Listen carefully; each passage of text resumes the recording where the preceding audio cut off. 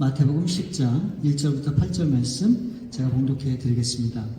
예수께서 그의 12제자를 부르사 더러운 귀신을 쫓아내며 모든 병과 모든 약한 것을 고치는 권능을 주시니라. 12사도의 이름은 이러하니 베드로라 하는 시몬을 비롯하여 그의 형제 안드레와 세베대의 아들 야고보와 그의 형제 요한, 빌립과 바돌로메, 도마와 세리 마테, 알페의 아들 야고보와 다데오, 가나나인 시몬 및 가룟 유다 곧 예수를 판자라.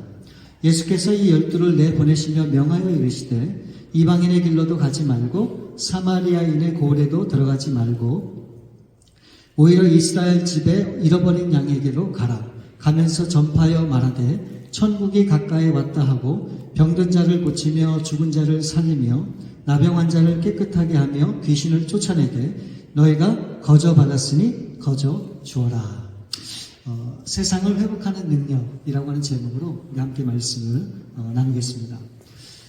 돈으로 살 수 있는 것보다 사실은 돈으로 살 수 없는 것들이 사실은 더 많습니다. 우리가 돈으로 약은 살 수 있지만 건강은 살 수 없습니다. 정말 좋은 침대를 살 수는 있지만 단잠을 살 수 있는 건 아니죠. 모든 것이 갖추어진 완벽한 그런 집에 살아도 행복은 우리가 돈으로 살 수 있는 것이 절대로 아니기 때문입니다. 그렇게 보면 우리 일상에 주어지는 이 맑은 공기나 햇빛 등등 정말로 돈으로 살 수 없는 그런 것들이 얼마나 우리 삶에 많은지 모르겠습니다. 그런데 여러분, 이번 돈으로 살 수 있는 것조차 하나님께서 우리에게 일할 수 있는 시간과 건강과 생명을 허락하지 아니하셨다면 사실 우리가 이룰 수 있는 것은 단 한 가지도 없다라고 저는 그렇게 분명히 믿습니다. 그러니까 결론은 뭐냐? 결론은 우리가 이 땅에서 이루는 모든 것들은 우리의 수고와 대가가 아니라 결국은 하나님이 은혜로 주신 하나님의 선물이라고 하는 사실을 우리가 고백할 수밖에 없는 겁니다.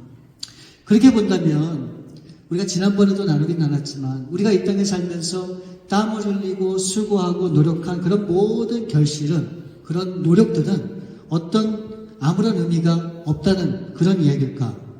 어떤 사람은 정말 주어진 똑같은 시간에 최선을 다해서 열심히 일하고 또 어떤 사람들은 그렇게 일하지 않고 대충대충 살아가는 사람들도 분명히 있기 때문에 그렇습니다. 결국 이 모든 것이 우리의 노력과 상관없이 하나님이 선물로 주신 거라고 하면 이게 너무 불공평한 인생이다라고 우리가 그렇게 생각할 수밖에 없죠. 그럼 여러분 이런 사실을 우리가 어떻게 받아들여야 되겠습니까? 이거에 대해서 제가 쉽게 아주 쉽게 제가 여러분에게 설명을 드릴 텐데 확실히 좀 이해를 하셨으면 좋겠어요. 여러분 이것은 선물을 대하는 사람들의 태도가 그 사람의 인생을 좌우한다. 저는 그렇게 생각을 합니다. 여러분 사람마다 조금씩은 차이가 있겠지만 값진 선물일수록 우리가 그것을 어떻게 다룹니까? 굉장히 소중하고 귀하게 여기죠. 그게 당연한 거 아닙니까? 그런데 우리가 하나님께 받은 선물이 뭐라고 말씀하고 있는 거예요? 지금 제가 말씀드린 것을 다 따져보면 우리가 하나님 앞에 우리 삶이라고 하는 인생이라고 하는 선물을 우리가 받은 거예요. 만일 이 인생이 별거 아니야 라고 생각해서 내가 하고 싶은 거 하고 내가 즐기고 싶은 거 다 즐기고 내 마음대로 살 수 있죠. 남이야 뭐라고 하던 내 욕망과 욕심을 따라서 그렇게 분명히 살아갈 수 있는 겁니다. 그저 적당히 하고 대충 하고 먹고 살면 아무 문제가 없다라고 그렇게 우리가 받아들이고 살아갈 수도 있는 거예요. 근데 만일 하나님께서 우리에게 주신 이 선물인 이 우리의 인생이 정말로 값지다고 생각하면 그것은 다른 의미가 있는 거예요. 그렇죠? 여러분 값진 정말 하나님이 주어진 그런 선물로 주신 인생이라고 하면 우리가 그 인생을 막 살 수가 없어요. 그리고 우리는 그 인생에 의미를 부여하고 살 수밖에 없는 겁니다. 그리고 그 주어진 인생에 최선을 다할 수밖에 없는 것이죠. 왜요?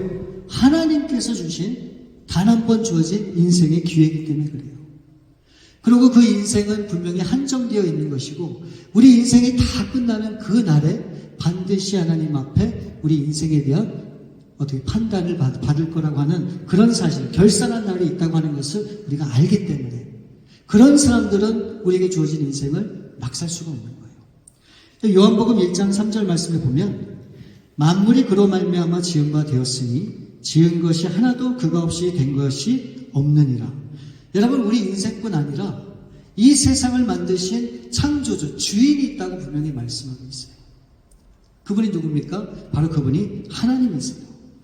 그러니까 그 하나님은 우리 사람에 대해서, 이 세상에 대해서 누구보다 잘 알고 누구보다 잘 이해하시는 그런 분이시다라고 하는 것을 우리가 생각해 볼 수 있는 것이죠. 그렇기 때문에 우리가 인생의 고비를 만나면 누구를 찾아야 됩니까? 정말 어려운 문제에 부닥치게 되면 누구를 붙들어야 됩니까? 이것이 우리에게 분명히 명확하게 주어지는 그런 답이라고 저는 그렇게 생각을 합니다. 바로 그 하나님께서 저와 여러분을 자녀 삼아 주셨고 우리를 구원해 주셨어요. 그리고 우리에게 새로운 인생을 허락해 주시고 거기에 더해서 한 가지 권능을 주셨다라고 오늘 본문에 보면 분명히 말씀하고 있어요. 바로 그것은 세상을 회복하는 능력을 하나님께서 저와 여러분 가운데 주셨다는 거예요. 그럼 그 능력이 무엇인가? 우리가 오늘 이 말씀을 통해서 우리가 살펴보길 원해요. 여러분, 오늘 본문에 보시면 예수님께서 12 제자들을 선택하셨다는 것을 알 수 있죠. 그 제자들이 누군가 2절부터 4절 말씀에 보면 제가 읽어드릴게요. 12사도의 이름은 이러하니 베드로라는 시몬을 비롯하여 그의 형제 안드레와 세베대의 아들 야고보와 그의 형제 요한, 빌립과 바돌로메, 도마와 세리, 마테, 알페와 아들 야고보와 다디오, 그 다음에 가나나인 시몬 및 가룟 유다 곧 예수를 판 자라. 여기 보니까 12명이 나오죠. 근데 굉장히 익숙하지 않은 그런 이름도 분명히 있을 겁니다.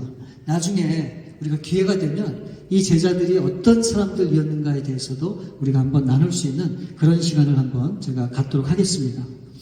여러분, 지금 예수님께서 이 제자들을 부르셨잖아요. 그리고 마치 제자가 된 기념으로 예수님께서 이들에게 한 가지 주신 것이 있어요. 그렇죠? 1절에 그게 나와 있어요. 1절 말씀을 보시면 예수께서 그의 12 제자를 부르사 더러운 귀신을 쫓아내며 모든 병과 모든 약한 것을 고치는 권능을 주십니다. 예수님께서 12명의 제자들에게 뭘 주셨다고요? 권능을 주셨대요. 근데 그 권능이 무엇인가? 이 말씀에 보니까 더러운 귀신을 쫓아내고 모든 병과 모든 약한 것을 고치는 그런 능력을, 권능을 주셨다라고 그렇게 분명히 말씀하고 있죠. 그럼 이 능력을 주신, 권능을 주신 이유가 뭘까요? 뭐 간단하죠. 이 말씀에 보면 어떻게 해요? 귀신 들려있는 고통당하는 그런 사람들을 깨끗하게 하기 위해서 병으로, 약함으로 힘들어하고 어려워하고 괴로워하는 그런 인생들을 어떻게 해요? 다 고쳐주기 위해서 이 능력을 주셨다라고 분명히 말씀하고 있는 거예요. 그렇죠? 여러분, 이 말은 뭡니까? 예수님 그 당시에 귀신에 들려서 고통당하는 사람들이 있었다고 하는 것을 의미하는 거예요. 그것뿐만이 아니고 그 당시에 병과 모든 약한 것으로 인해서 괴로운 인생을 살아가는 그런 사람들이 있었다라고 하는 것을 분명히 말씀해 주는 거라고 저는 그렇게 분명히 봐요. 그래서 예수님께서 단순히 복음만 증거할 것이 아니라 어떻게 해요? 이 아프고 괴로워하고 힘들어하는 이런 인생들을 향해서 그들을 회복시키고 치료하고 고쳐주고 그들을 다시금 새롭게 할 수 있도록 하기 위해서 권능을 주셨다라고 하는 것을 우리가 이 말씀을 통해서 볼 수 있는 겁니다. 여러분, 예수님께서 3년 반 동안 이 땅에 계시면서 집중해서 하신 일이 여러분 무엇인지를 보게 되면 세 가지로 요약할 수 있어요. 보통 이것을 예수님의 3대 사역이라고 얘기하고 있는데 그 내용이 마태복음 4장 23절 말씀에 나와 있어요. 예수께서 온 갈릴리에 두루 다니사 그들의 회당에서 가르치시며 천국 복음을 전파하시며 백성 중에 모든 병과 모든 약한 것을 고치시니. 여러분, 예수님은 3년 반 동안에 갈릴리 지방이라고 하는 곳에 머물러 계셨었어요. 그리고 가시는 곳마다 이 하나님의 말씀을 가르치시고 또 복음을 증거하시고 모든 병과 약한 그런 사람들을 향해서 어떻게 하셨다고요? 고쳐주셨다고 말씀하고 있어요. 이것이 예수님이 우리 가운데 보여주신 가장 집중해서 하신 사역임을 우리가 알 수 있죠. 여러분, 이걸 통해서 우리가 알 수 있는 것은 무엇인가? 예수님은 괴로워하고 고통당하는 그런 사람들에 대한 안타까운 마음이 있으셨다라고 하는 것을 보게 되는 거예요. 어떻게 해서든지 저들을 묶인 거에서 자유하게 해주고 이 고통으로부터 벗어나게 해주고 이 괴로움으로부터 기쁨을 회복할 수 있도록 도와주기 원하시는 그런 예수님의 마음을 우리가 보게 돼요. 그런데 예수님 당시에 있었던 이 바리새인과 율법주의자들은 어떻게 했는가? 그런 아픔을 당하는 그런 사람들을 보면서 어떻게 판단했는지 아십니까? 너희들이 괜히 아픈 게 아니야. 왜 너희들이 그런 고통을 당하는지 아느냐고 그렇게 물어봐요. 그게 뭐냐? 너희들이 죄 때문에 그렇다는 거예요. 하나님 앞에 불순종하고 하나님의 뜻대로 살지 않았기 때문에 하나님이 너희 가운데 내리신 저주라고. 그렇게 이 사람들은 보았던 거예요. 그러니 그 당시에 정말 여러 가지 이 문제와 아픔과 고통을 당하는 이런 사람들이 얼마나 삶이 힘들었겠습니까? 그런 사람들에게 우리 예수님께서 다가오셔서 귀신을 쫓아내고 모든 병과 모든 약한 것을 고쳐주십니다. 그리고 또한 예수님께서 12명의 제자들에게도 동일하게 예수님께서 하신 것처럼 처음부터 이 제자들을 부르시고 어떻게 하셨다고요? 귀신을 쫓아내고 모든 병과 모든 약한 것들을 고치시는 뭘 주셨다고요? 권능을 주신 거예요. 권능을 주신 거예요. 처음부터. 그러면은 우리가 그런 질문이 생기죠. 그렇다면 그 권능을 우리가 어떻게 받을 수 있을까? 또 어떻게 하면 이 권능이 우리 가운데도 생기게 될까? 우리는 그런 질문을 할 수밖에 없죠. 자, 이에 대한 분명한 해답이 8절 말씀에 나와 있어요. 8절을 보시면 병든 자를 고치며 죽은 자를 살리며 나병 자를 깨끗하게 하며 귀신을 쫓아내되 너희가 거저받았으니 거저주어라. 여러분, 우리가 어떻게 이 권능을 받을 수 있다고 말씀을 하시는가? 이 말씀에 보니까 거저받았다는 거예요. 그러니까 하나님이 거저주셨다고 말씀하고 있는 거예요. 영어로 보시면 이렇게 돼 있어요. Freely you have received it. 공짜로 하나님이 이 권능을 주셨다라고 얘기하고 있는 거예요. 여러분, 권능은 여러분들이 노력한다고 주어지는 것이 아닙니다. 하나님이 주신 권능은 여러분들이 기도를 많이 한다고 주어지시는 것이 아니에요. 뭔가 대가를 치러해 주시는 것이 아니라고 하는 것을 명확하게 말씀해 주시는 거예요. 이 권능은 어떤 사람에게 주시는가? 누구에게나 다 열려있고 누구든 누구에게든 허락해 주시는 것이 바로 이 하나님의 권능이라고 하는 사실을 이 말씀을 통해서 우리가 알 수 있는 거예요. 그러면 분명히 예수님께서 이 제자들에게 권능을 주셨잖아요. 그러면 이 제자들이 다 뭘 갖고 있는 겁니까? 이 권능을 갖고 있는 거예요. 그렇죠? 그런데 이 제자들에게 문제가 생겨요. 마태복음 17장에 보시면 이런 내용이 나와 있어요. 어떤 한 사람이 귀신 들린 자신의 아들을 데리고 와서 제자들에게 고쳐달라고 했어요. 근데 마침 그 자리에 예수님이 계시지 않았거든요. 그래서 제자들이 그 아버지가 데리고 온 그 아들을 고쳐주고자 정말 무진장 노력을 했던 것 같아요. 어떻게 했는지 모르겠어요. 근데 이 아이가 고침을 받았을까요? 고침을 받지 못했어요. 나중에 예수님이 이 사실을 듣고 나서 어떻게 합니까? 예수님이 그 아이를 고쳐주세요. 그리고 이 제자들을 굉장히 막 꾸짖습니다. 그럴 때 나중에 제자들이 예수님께 조용히 와서 물어요. 예수님, 왜 우리는 그 아이를 고치지 못했습니까? 그랬더니 예수님께서 이렇게 대답을 하세요. 마태복음 17장 20절 말씀에 보면 이르시되 너희 믿음이 작은 까닭이니라. 진실로 너희에게 이르노니 만일 너희에게 믿음이 겨자씨 하나만큼만 있어도 이 산을 명하여 여기서 저기로 옮겨지라 하면 옮겨질 것이요 또 너희가 못할 것이 없으리라. 이 겨자씨 하나만큼의 이 믿음이 없었기 때문에 너희들이 그 아이를 고치지 못했다고 분명히 말씀하고 있어요. 여러분, 이것을 통해서 우리가 알 수 있는 중요한 사실이 있어요. 여러분, 그게 뭔지 아십니까? 권능은 어떻게 받습니까? 하나님이 거저 주시는 거예요. 그렇지만 이 권능을 제대로 사용하기 위해서는 반드시 무엇이 필요한가? 무엇이 필요해요? 이 귀신 들린 자들을 쫓아내고자 하는, 또 병을 고치고자 하는 바른 믿음의 동기가 필요하다고 하는 것을 분명히 말씀하고 있는 거예요. 여러분, 아무리 믿음이 있어도, 아무리 수많은 일들을 여러분들이 행해도 그것을 행하고자 하는 바른 믿음의 동기가 없다면 그것은 하나님 앞에 절대 영광이 되지 못해요. 하나님이 받으시는 우리들의 어떤 그런 나타나는 어떤 그런 모습들은 무엇인가? 이런 동기가 중요한 거예요. 믿음으로 반응하는. 그런 게 없다 그러면 이 모든 나타나고 증거되는 것은 다 누굴 위한 거예요? 자기를 위한 거예요. 내 믿음을 과시하고 내 삶을 자시하고 나의 신앙을 과시하는 어떤 그런 것밖에 안 된다는 거예요. 그렇기 때문에 여러분, 반드시 어떤 권능을 행하고자 할 때는 중요한 게 그거예요.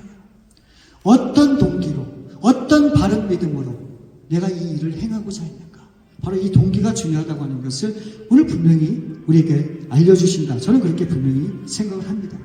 여러분, 한번 생각해 보세요. 만일 우리 자녀들이 심한 감기가 걸렸어요.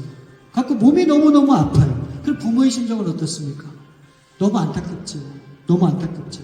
자녀가 아파하는데 그것을 좋아할 부모가 이 세상에 있습니까? 단 한 명도 없을 겁니다. 여러분, 주위에 있는 사람들이 이 귀신 들려서 괴로워하고 병 때문에, 질환 때문에 고통을 당하고 있다면 어떤 마음이 들어요? 안타까운 마음이 들잖아요. 그러면 그런 사람들을 향해서 어떤 마음이 생깁니까? 하나님, 내가 사랑하는 내 형제, 내 사랑하는 내 가족, 내 사랑하는 우리 성도님이 너무너무 아파요. 고통당해요. 하나님 도와주세요. 여러분, 그런 마음을 갖고 하나님 앞에 매달리고 하나님께 구하게 되면 하나님께서 어떻게 할까요? 그 동기를 보시고 하나님께서 궁의를 베푸셔서 그 사람들의 모든 어려움을 고쳐주시고 치료해 주시는 건 아닙니까? 그런 마음이 우리 가운데 분명히 있어야 되는데, 바로 저는 그것이 믿음이라고 보는 거예요. 바로 그런 동기로, 그런 믿음으로 다가서고 하나님 앞에 전심으로 구할 때 하나님의 역사를 우리가 경험할 수 있게 되는 거예요. 그래서 여러분, 신앙생활은 보이기 위한 것이 절대로 아니에요. 나타내기 위한 것이 절대로 아니에요. 하나님이 보시는 것은 우리 마음이고 중심이에요. 과연 내가 어떤 동기와 선한 마음을 가지고 그 일을 하고자 하는가. 바로 거기에 따라서 하나님의 응답이 있고 없는 것이 결정이 되는 겁니다. 자, 그렇다면 이제 중요한 것은 이거예요. 우리가 생각해 봐야 되는 것은 이제 두 가지예요. 자, 첫 번째, 제자들이 받았던 이 권능을 우리도 받을 수 있을까? 두 번째는 만일 받을 수 있다면 우리가 어떻게 이 권능을 이 세상 가운데 사용해야 될까? 이 두 가지가 우리가 스스로 질문해보고 답을 얻어야 되는 그런 중요한 내용이라고 저는 봅니다. 여러분, 오늘 이 말씀을 통해서 우리가 알 수 있는 중요한 한 가지 사실은 무엇인가? 예수님께서 당시 세상을 향해서 어떻게 세상을 진단하셨는가를 봐야 돼요. 당시 예수님이 판단하신 이 세상은 어떤 세상인가? 귀신에 들려서 고통당하는 그런 사람들이 가득한 세상으로 예수님을 보셨어요. 이 병 때문에 사람들이 괴로워하는 그 모습을 보셨어요. 또 이 약함으로 인해서 사람들이 고통스러워하는 그 모습도 우리 예수님이 보셨단 말이죠. 그러면 저나 여러분이나 우리가 오늘 판단하고 우리에게 보여주는 이 세상은 여러분 어떤 세상이라고 여러분은 생각을 하십니까? 예수님이 그 당시에 보셨던 세상과 지금 여러분들이 보시는 그런 세상은 다른 세상일까요? 정말 다른 세상일까요? 저는 아니라고 봅니다. 어쩌면 오늘은 지난 예수님 때보다도 더욱더 살기 힘든 그런 세상이라고 그렇게 보고 있습니다. 정말 수많은 사람들이 영적으로 육적으로 너무너무 고통스러운 그런 삶을 살아가고 있기 때문에 그래요. 여러분, 문명은 발달했죠? 모든 것이 쉬워졌습니다. 편리해졌어요. 그래서 놀라운 그런 혜택을 우리가 누리고는 있지만 정작 이 사람들의 삶의 모습을 보면 육체적인 고통으로 어려워하는 분들이 얼마나 많습니까? 또 정신적인 스트레스와 마음의 큰 상처와 아픔을 갖고 살아가는 사람들이 사실 얼마나 많아요. 겉으로 보면 멀쩡해 보이죠. 웃고 있어요.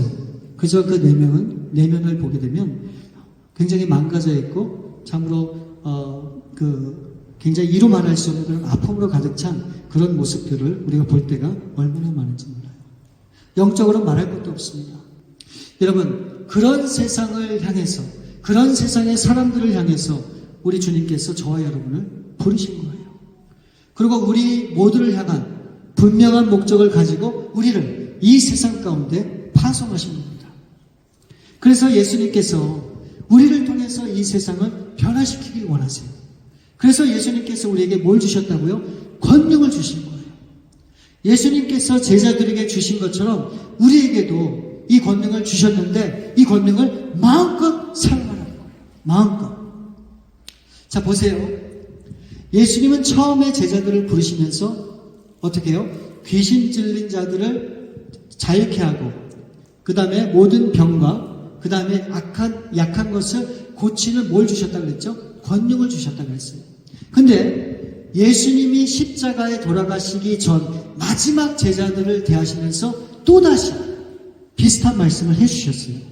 요한복음 14장 12절 말씀을 보면 내가 진실로 진실로 너에게 이르노니 나를 믿는 자는 내가 하는 일을 그도 할 것이요 또한 그보다 큰 일도 하리니 이는 내가 아버지께로 가니라. 예수님을 믿는 자들은 예수님이 하셨던 놀라운 기적 같은 일들, 이 귀신을 쫓아내고 병자들을 고치고 많은 약한 것들을 고치는 그런 일도 할 뿐만이 아니라 어떻게 해요? 예수님보다 더 큰 일도 할 수 있다라고 분명히 약속하고 있습니다. 그렇다면 예수님이 행하신 어떤 일보다 더 큰 일을 우리가 행하실 수 있다라고 말씀을 하셨는데 더 큰 일은 무엇인가? 여러분 그게 뭘까요? 바로 이 말씀 속에 그 해답이 있어요. 이 후반절에 보시면 그보다 큰 일을 하리니 이는 내가 아버지께로 갑니다. 여러분 예수님께서 아버지께로 간다라고 하는 것이 힌트예요. 예수님이 아버지께로 가시면 누가 오십니까? 성령을 보내주시겠다고 약속을 하셨죠. 성령님이 오시는 거예요. 그 성령님이 우리 안에 계시면 정말 놀라운 일을 우리 가운데 이루신다라고 하는 약속의 말씀이에요. 단순히 귀신을 내쫓고 모든 병과 모든 약한 것을 고치는 것에 그치지 않고 예수님께서 행하신 그 모든 일보다 더 큰 일을 행할 수 있다라고 분명히 말씀하세요. 누구를 통해서요? 저와 여러분을 통해서. 그게 어떻게 가능한가? 우리는 불가능하죠. 그러나 성령이 우리 가운데 오시면 그분이 우리를 통해서 그런 일들을 만들어 가시겠다고 하시는 말씀이에요. 여러분 마태복음 28장 18절 19절 말씀을 보면 예수께서 나와 말씀하여 이르시되 하늘과 땅의 모든 권세를 내게 주셨으니 그러므로 너희는 가서 모든 민족을 제자로 삼아 아버지와 아들과 성령의 이름으로 세례를 베풀고. 자, 이 말씀을 보면 하늘과 땅의 모든 권세를 누구에게 주셨다고 말씀합니까? 이 말씀에 보면 예수님께 주셨다고 말씀을 하시죠. 그런데 그 예수님께서 뭐라고 말씀을 하시는가 보니까 그러므로 너희는 가서, 아니 모든 권세와 그런 능력은 예수님이 받으시고 누구 보고 가라고 말씀하십니까? 우리 보고 가라는 거예요. 이게 말이 되는 얘기입니까? 그러면 권세받고 능력받은 예수님이 그것을 행하셔야지 권세와 모든 영광과 능력은 예수님이 다 받고 우리 보고 가라고 말씀하시는 거예요. 그 얘기는 뭡니까? 그 예수님의 권세와 능력이 누구에게 있다는 겁니까? 우리에게 있다는 거예요. 우리에게 있다는 거예요. 어떻게 그 능력이 우리 가운데 있는가? 바로 우리는 연약하고 부족한데 성령이 이 땅에 오셔서 우리 가운데 오셔서 그런 예수님의 능력을 우리로 하여금 마음껏 펼치고 그 능력을 행하시겠다고 약속하고 있는 거예요.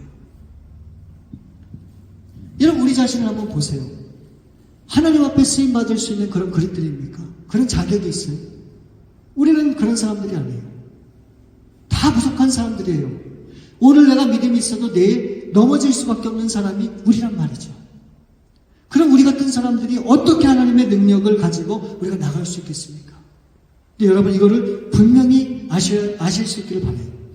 여러분 하나님의 우리에게 능력을 거저주신 것은 우리의 모습과는 전혀 상관이 없는 거예요. 나의 약함과 나의 부족함과 이런 것들과는 전혀 상관이 없다라고 하는 거예요. 내가 아무리 부족하고 연약해도 그 하나님의 능력이 나 가운데 임하게 되면 그 하나님의 능력으로 엄청난 놀라운 일을 감당할 수 있다고 하나님께서 우리 가운데 분명히 약속해 주시는 거예요. 그래서 우리 그리스도인들이 있는 곳에는 어둠이 물러가고 우리 절망과 좌절 가운데 있는 가운데 우리 그리스도인들이 다가가면 소망과 기쁨을 회복할 수 있는 거예요. 내가 하는 게 아니란 말이죠. 내 안에 계신 우리 성령님께서 하는 일이기 때문에 그것이 가능한 거예요. 그럼 우리가 해야 될 일은 뭡니까? 하나님이 거저 우리에게 능력을 주셨단 말이에요. 그럼 우리가 그것을 어떻게 해요? 사용만 하면 되는 거예요. 여러분, 하나님이 사용하라고 주신 그 능력을 사용하지 않으면 그것도 죄예요. 여러분 모두에게는 하나님이 주신 이 능력이 있다고 분명히 말씀하고 있어요. 예수님이 행하신 것보다 더 큰 능력이 우리 가운데 있다라고 말씀하고 있기 때문에 그래요. 여러분 그 능력을 사용하고 계세요? 여러분 그 능력으로 하나님의 나라를 이 땅 가운데 세워가는 일인데 그렇게 쓰임받고 계십니까? 우리는 하나님이 주신 그 능력을 이게 나타내야 돼요. 그리고 사용해야 돼요.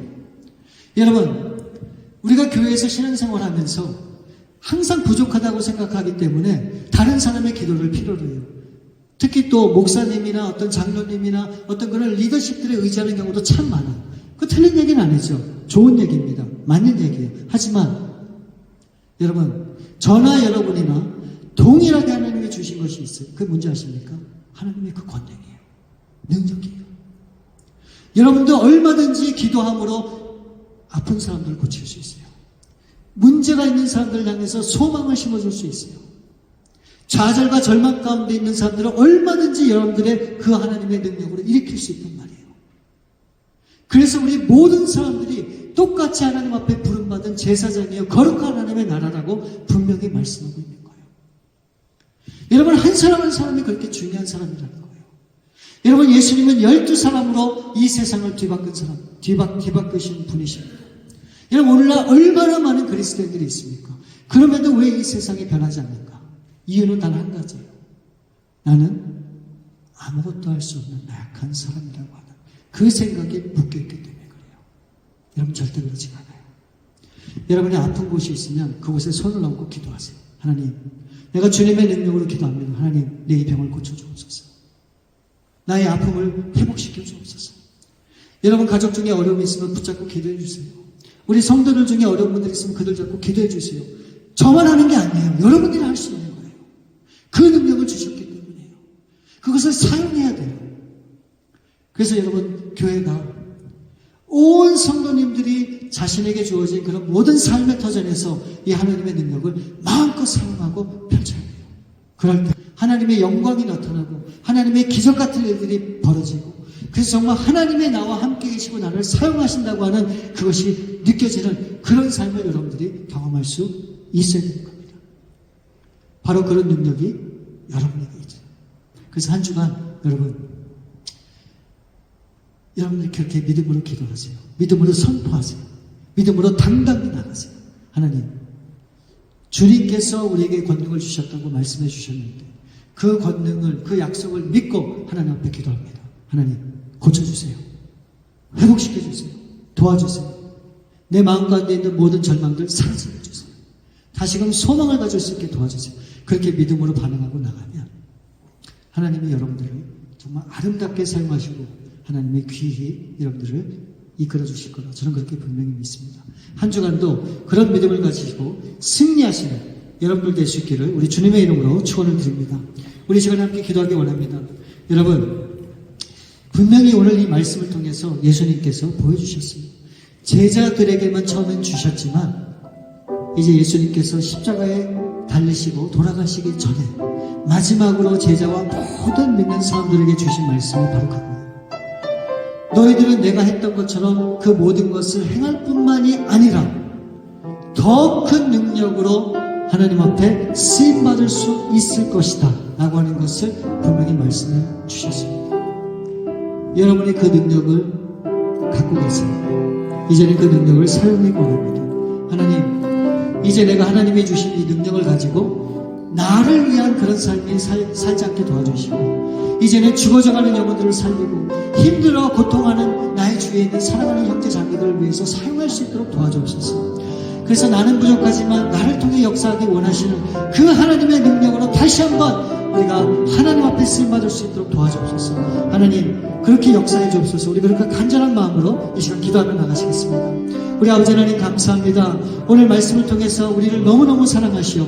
하나님, 우리가 하나님의 자녀된 것도 감사한데 우리에게 하나님의 놀라운 능력을 주셔서 이 어두운 세상 가운데, 이 좌절과 절망 가운데 있는 세상 가운데 정말 하나님의 능력으로 이 세상을 새롭게 바꾸길 원하고 회복시키길 원하시는 하나님의 그 말씀을 우리가 들었습니다.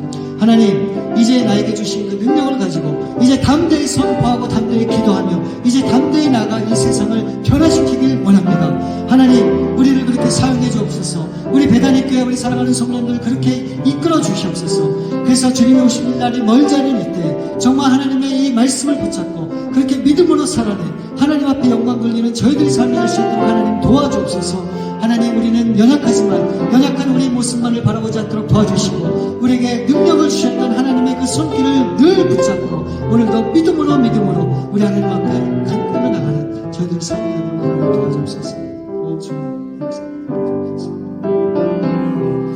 우리 참으로 좋으신 아버지 하나님 감사함을 드립니다. 우리가 어떤 사람인지, 우리 가운데 주신 하나님의 능력이 무엇인지 우리가 다시 한번 생각해 보았습니다.